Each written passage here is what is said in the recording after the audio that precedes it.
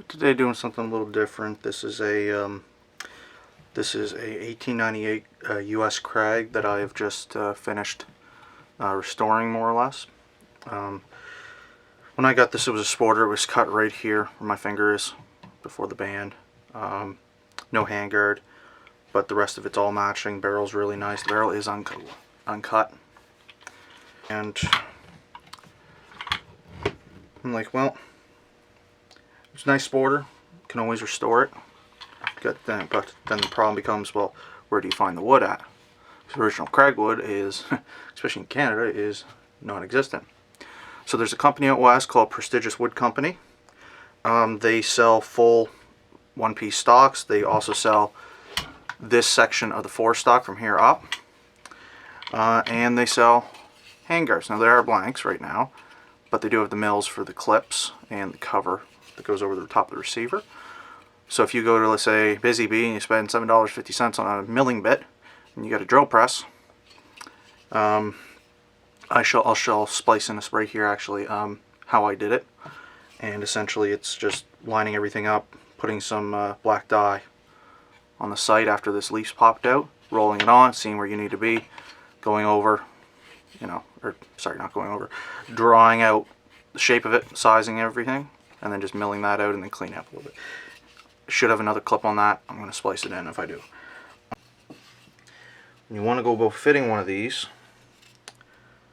you'll notice also the wood came from Prestigious Wood Company from out west. Very nice quality stuff. I would recommend. And they are expanding their product line from what I've been seeing. So it's interesting stuff there. This large gap here fits over the receiver ring. Let me see, just a camera. Fits over the receiver ring right here, like so. So that comes over. And it has the mills for the clips, for the handguard clips, so they line up with what's here in the forestock. For clips, I wasn't going about trying to find these particular clips because I had a notable supply of export Mauser handguards, and the clips and screws and all that will work just fine. They fit over the barrel nicely. The only thing is that they are just a hair, not a hair, but about an eighth of an inch wider than these current gaps, so they will be just getting trimmed out for the clips. But what I'm doing right now is getting this fit. So easiest way, or one step, is to take it out of the wood. Right there. And what I'm doing, you have your own methodology for this, is I'm fitting it on the side like so. So you take it, put it down the side like so, so that the large gap there for the receiver ring lines up, push it all the way back, and then with the pencil, scribe the sides of the rear sight, there, rotate it around the other side, right there and there, so you get your 4.5 spacing. Then go back to the stock.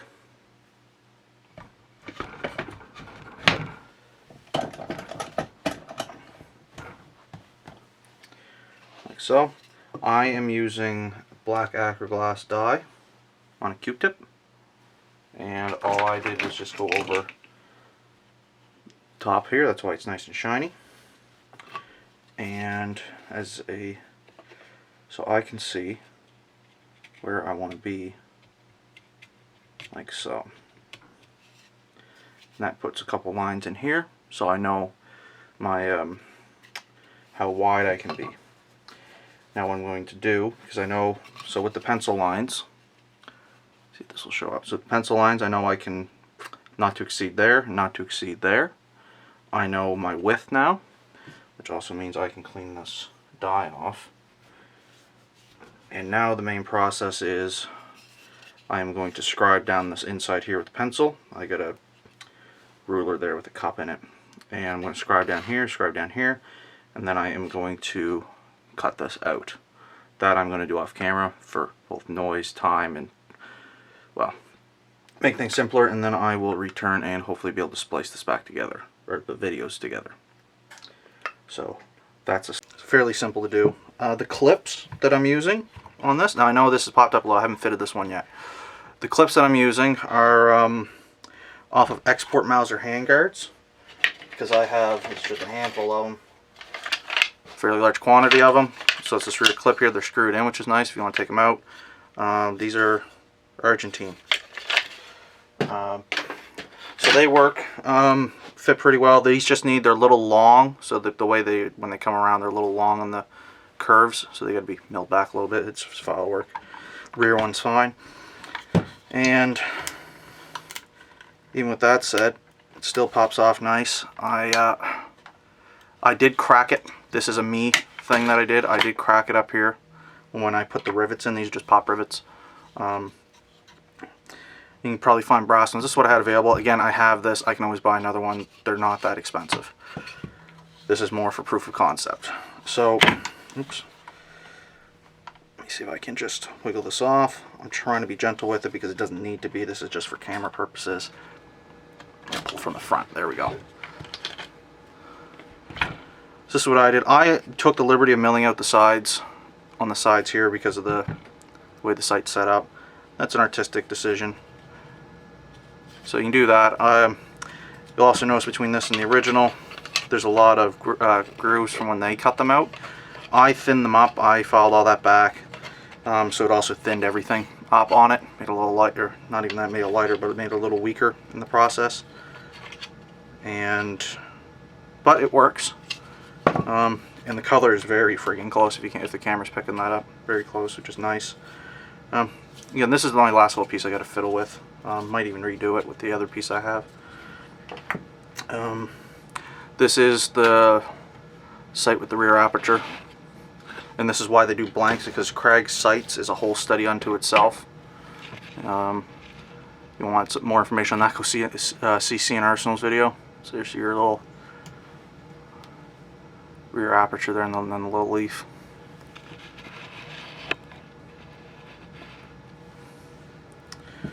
So there's that. I'm going to leave that off for a minute. Because that's how she wants to sit normally, just like that. For your front band, a standard 1903 Springfield band is pretty much the same as the Krag. So I found this at an auction on a lot of Mauser parts, which for Springfield isn't exactly incorrect, for 40 bucks. And this was one part, and there was 20 other pieces in it. So that was a good find. Even had the sling swivel here, or the stacking swivel here. The only thing is this off of a, this one here has the cup on it. There's a little bit of a cup on it there, because for that model they would have had the full handguard. I think that'd be the 03 model. I've never actually held into Springfield. So, 1903.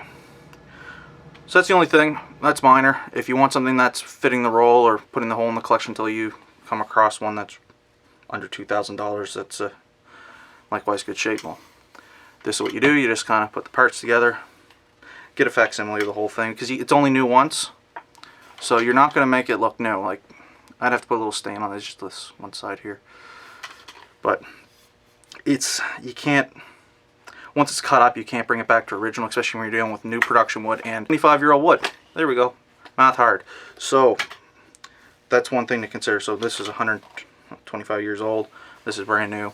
For brand new though, that's pretty freaking close overall for the cut. And that's just with one coat of Danish or boiled linseed actually on this one. Oops. So you get that. Now you're wondering, well, how do you fix this piece here? And by the way, this has the milling cuts in it. So they actually went in and did the proper, or lightning cuts, sorry, in this. So what I did was, so I cut this back right against this hard shelf here, popped the pin out on this band, which helps keep it retained, and take the two pieces of wood, just the wood, metal out, flip them up like this, and I took some dye, some acroglass dye, because that's what I had, and I marked, I put some right in the middle of this splice piece, and then I just, because the table's flat, with the towels on it, I just kind of touched them together. I seen where that point is. I drilled each side out so that I could run a threaded piece of threaded rod just for an example, something like that. A piece of threaded rod between them to secure them, and then glass that all in and up and around, and got that all set. Letter gets pretty tacky there. Put some release agent on wood, on the metal, set her in, put the band on, and this band on up here, cinched her all together, and she came out perfectly straight. So that was nice. But that's really it. So you just gotta think about how you're gonna do it. That's the way I did it with this piece here, splicing this on. Once that hurdles up, this is fairly straightforward, right? That's fairly straightforward. Just make sure your rivet holes are at the proper angle. This one here was a little too close to center, and that's why it torqued it, and that's why she opened up. That's a me problem.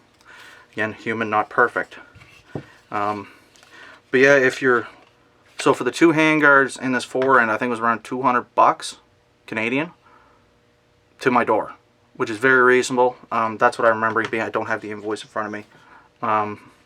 That's pretty freaking good. And it wasn't just a nice afternoon project to get all this set up. Most of the time it's just waiting for the glass to dry. Once your glass is dried, this was an hour, not even. So hopefully that's interesting to some people. I'm hoping to do a shooting video with this soon, as I got ammo loaded up for it. If I do, excuse me, I will splice that in right now.